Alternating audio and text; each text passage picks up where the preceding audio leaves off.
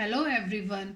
आज की वीडियो का टॉपिक है स्क्वेयर। स्क्वेयर मींस एक फिगर जिसकी सारी साइड्स इक्वल होती हैं।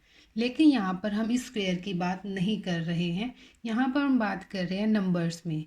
तो वीडियो शुरू करने से पहले मेरी आपसे रिक्वेस्ट है कि चैनल को सब्सक्राइब कर लें, बेल आइकन को प्रेस कर लें ताकि आने वाली वीडियो की नोटिफिकेशन आपको मिलती रहे। वीडियो को लाइक करें और शेयर करें। तो चलिए शुरू करते हैं आज की वीडियो। यहाँ पर हम बात कर रहे थे शेप की। ये हमारा स्क्वायर होता है जिसकी सारी साइड्स इक्वल होती हैं। लेकिन यहाँ पर हम इसके बारे में बात नहीं करेंगे, यहाँ पर हम बात करेंगे नंबर्स की। नंबर्स यानी जो हमारे डिजिट्स हैं, जो हमारे नंबर्स हैं, उनके स्क्वायर की। हम स्टार्ट करते हैं 1 से, यानी 1 का स्क्वायर क्या होगा। 1 का स्क्वायर यानी 1 की पावर 2। 1 के स्क्वायर को हम इस तरह से लिखते हैं। और 1 का स्क्वायर मीन्स 1 की मल्टीप्लाई 1 के साथ इज़ इक्वल टू 1। 1 की पावर 2 मीन्स 1 को 2 टाइम मल्टीप्लाई करेंगे। और यही होता है हमारा जो 1 का स्क्वायर है वो है 1। ऐसे ही हमारा होगा 2 का स्क्वायर। 2 स्क्वायर मीन्स 2 की मल्टीप्लाई 2 के साथ is equal to 4। 3 square means 3 की मल्टीप्लाई 3 के साथ यानी 9। यानी उसकी पावर 2 का मतलब है कि उस नंबर की 2 टाइम मल्टीप्लाई कर रहे हैं। ऐसे ही जब हम 4 का स्क्वायर निकालेंगे तो 4 multiply 4 is equal to 16। 5 square means 5 multiply 5 is equal to 25। अगर हम 6 के स्क्वायर की बात करें तो सेम कि 6 की मल्टीप्लाई 6 के साथ is equal to 36। 7 square means 7 की मल्टीप्लाई 7 के साथ is equal to 49। 8 square means 8 multiply 8 is equal to 64। 9 square means 9 multiply 9 is equal to 81। And 10 square means 10 की मल्टीप्लाई 10 के साथ इज इक्वल टू 100। तो ये थे हमारे नंबर्स और ये है हमारे स्क्वायर। ये हमारे स्क्वायर हैं। और जो हमारे स्क्वायर नंबर्स होते हैं इन्हें हम परफेक्ट स्क्वायर भी बोलते हैं। इन्हें हम परफेक्ट स्क्वायर भी बोलते हैं। तो जब हमने इस नंबर का स्क्वायर निकाला, यहाँ पे हमारे पास नंबर्स हैं, तो यहाँ से हमें कुछ प्रॉपर्टीज़ पता चलती हैं जो हमारे क्वेश्चन को सोल्व करने में हमारी हेल्प करती हैं। तो फर्स्ट प्रॉपर्टी हमारी जो है वो ये है कि जब हमने नंबर का स्क्वायर निकाला 1 से लेके 10 तक, तो हमने ये ऑब्ज़र्व किया कि जो हमारे स्क्वायर नंबर्स हैं उनकी यूनिट डिजिट या तो 1 है, 4 है, 9 है, 6 और 5 है और 0 है। यानी 0, 1, 4, 9, 6, 5 ये हमारे स्क्वायर नंबर की यूनिट डिजिट है। लेकिन किसी भी स्क्वायर नंबर की यूनिट डिजिट ना तो 2 है, ना 3 है, ना ही 7 है और ना ही 8 है। तो ये वो डिजिट्स हैं जो किसी भी स्क्वायर नंबर की यूनिट डिजिट नहीं है। और ये वो डिजिट हैं जो परफेक्ट स्क्वायर की यूनिट डिजिट होती हैं। लेकिन इसका कन्वर्स ट्रू नहीं है। यानी अगर कोई नंबर परफेक्ट स्क्वायर है तो उसकी यूनिट डिजिट इनमें से ही कोई डिजिट होगी। लेकिन अगर कोई नंबर ऐसा है जिसकी यूनिट डिजिट इनमें से कोई नंबर है तो वो परफेक्ट स्क्वायर होगा, ये ज़रूरी नहीं है। फॉर एग्ज़ाम्पल हमारे पास है 19। जो हमारा 19 है इसकी यूनिट डिजिट तो 9 है, लेकिन ये एक परफेक्ट स्क्वायर नहीं है। ऐसे ही हमारे पास नंबर है 9। 9 एक परफेक्ट स्क्वायर है क्योंकि 9 किसका स्क्वायर होता है, 3 का। 3 स्क्वायर इज इक्वल टू 9। तो अब यहाँ से हमें ये देखने को मिला कि जो परफेक्ट स्क्वायर होगा, जो भी नंबर परफेक्ट स्क्वायर होगा उसकी यूनिट डिजिट इनमें से कोई नंबर होगी, इनमें से कोई डिजिट होगी।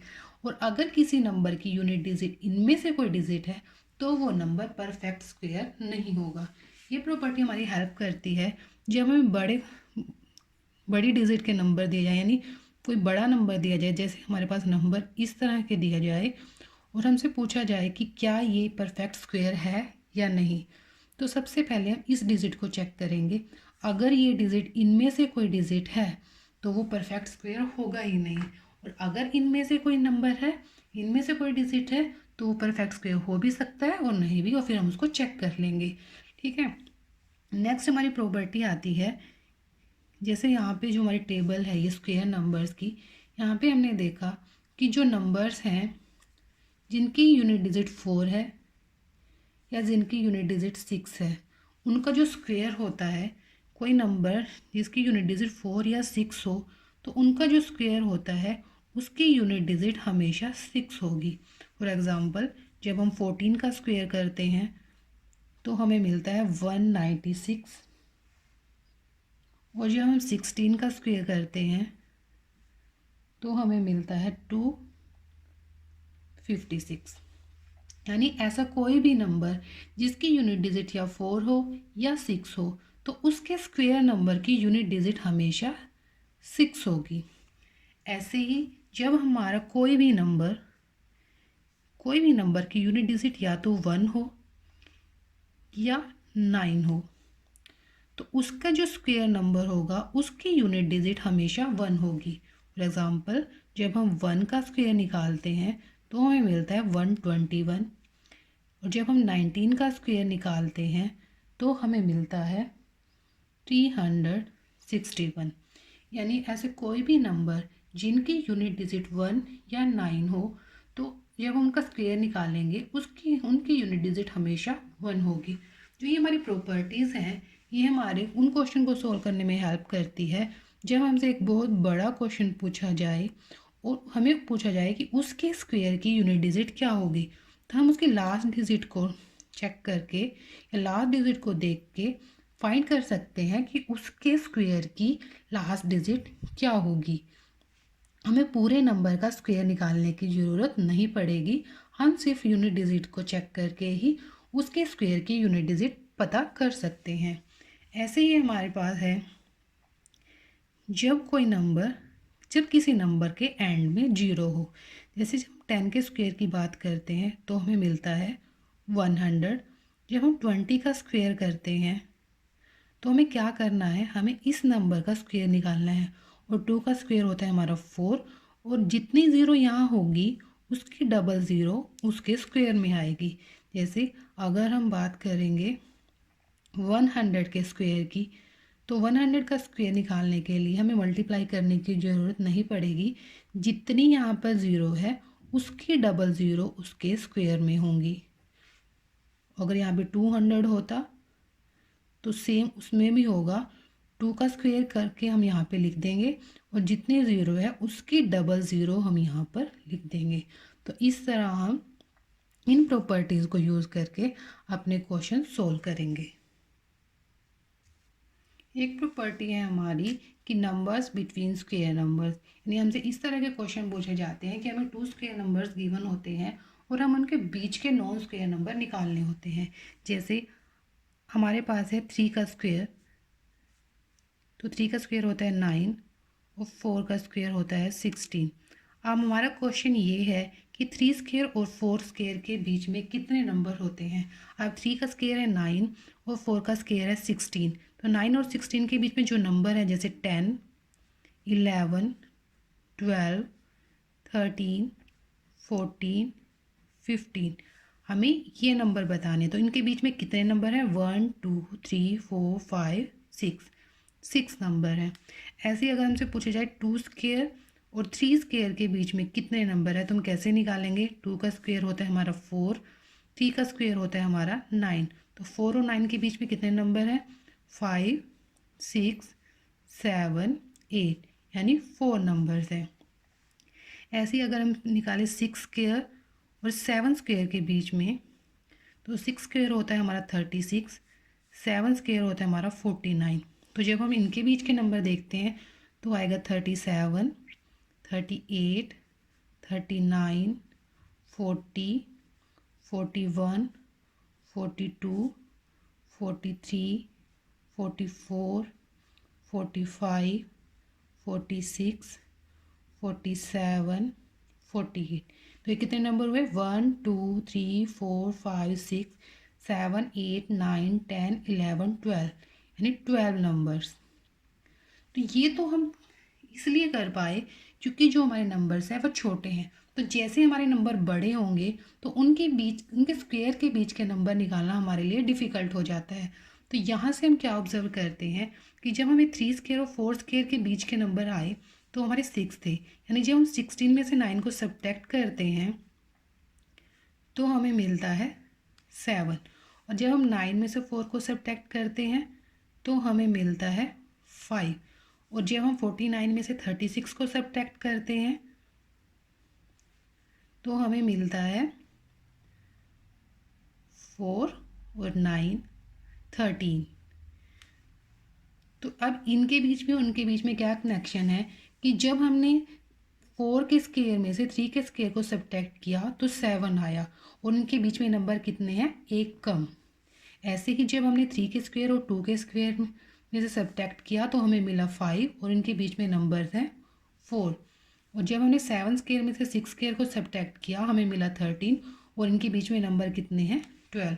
यानी जो उनके स्क्वायर का सब्ट्रैक्ट करेंगे, जब उनके स्क्वायर के जो उनका डिफरेंस होगा उनके स्क्वायर के बीच में, उनके बीच में नंबर उससे एक कम होंगे। तो इसे हम इन जनरल ऐसे याद करते हैं या यूज़ करते हैं, जैसे अगर हम n+1 square minus n square, ये होता है हमारा 2n+1। जब हम इसको सोल्व करते हैं तो हमें 2n+1 मिलता है, और जो हमारे नंबर्स हैं वो इनकी सब्ट्रैक्शन से एक कम है, यानी 2n है। यानी जब हम किसी दो नंबर के स्क्वायर के बीच के नंबर निकालेंगे तो वो 2n होंगे। अब हमारा n क्या है उसको देख के हम इजीली इसे कर सकते हैं। फॉर एग्ज़ाम्पल, अगर हमें गिवन है कि 100 स्क्वायर और 101 स्क्वायर के बीच में कितने नंबर होंगे तो हम उसे कैसे निकालेंगे। देखिए, पहले हमें 100 का स्क्वायर निकालना होगा, फिर हमें 101 का स्क्वायर निकालना होगा, और उसके बीच में जो नंबर है उसे काउंट करना होगा। तो वो प्रोसेस बहुत लेंथी होता है, इसलिए हमने एक ये जनरल फार्मूला यूज़ किया। तो यहाँ से हमें क्या पता चलता है कि पहले हम इनमें से n डिसाइड कर लेंगे।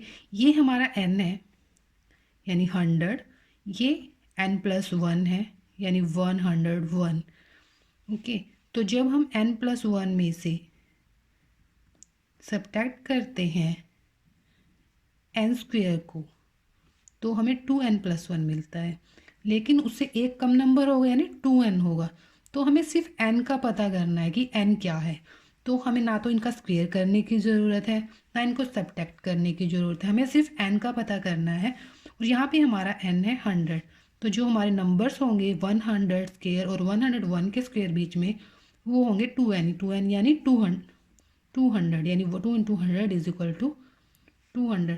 तो इस एक जनरल फार्मूला से हम दो स्क्वायर नंबर के बीच में जो नॉन स्क्वायर नंबर आते हैं उनको पता कर सकते हैं।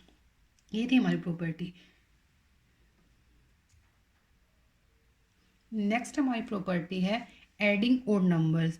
ओड नंबर्स हमारे क्या होते हैं, 1, 3, 5, 7, 9, 11, ये सब हमारे ओड नंबर्स हैं।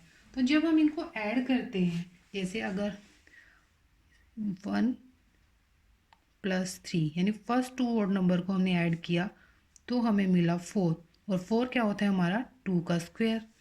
ऐसे जब हम फर्स्ट 3 नंबर को ऐड करेंगे 1 + 3 + 5 तो हमें मिलता है 9 यानी 3 का स्क्वायर।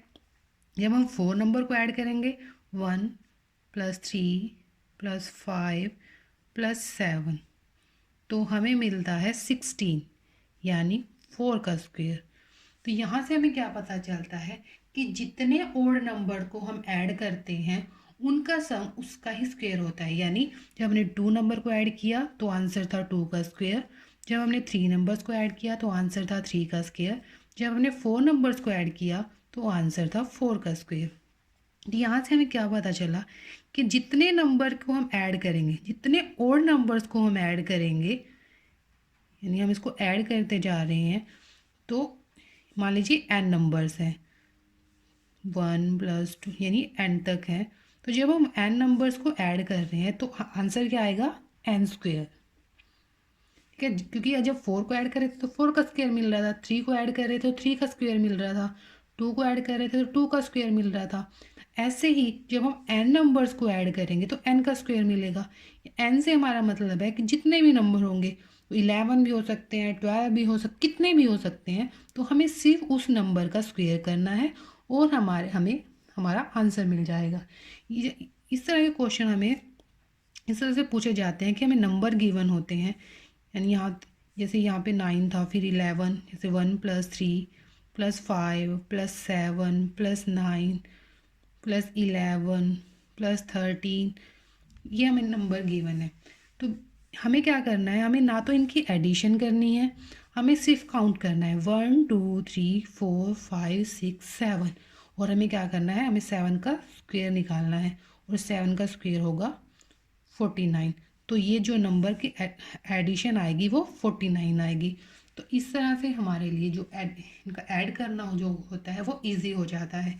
तो ये थी हमारी ओड नंबर की एडिशन, यानी जब हमें जो हमारे फर्स्ट एंड ओड नंबर्स हैं, natural and odd natural numbers हैं, जब उनको ऐड करते हैं तो हमें मिलता है n का स्क्वायर। तो इस तरह की प्रॉपर्टीज़ हमारे क्वेश्चन को सॉल्व करने में हमारी बहुत हेल्प करती है। तो ये थी आज की वीडियो। नेक्स्ट वीडियो में हमें जो नेक्स्ट हमारी अगली प्रॉपर्टीज़ हैं उनके बारे में पढ़ेंगे। आज के लिए इतना ही। Thank you.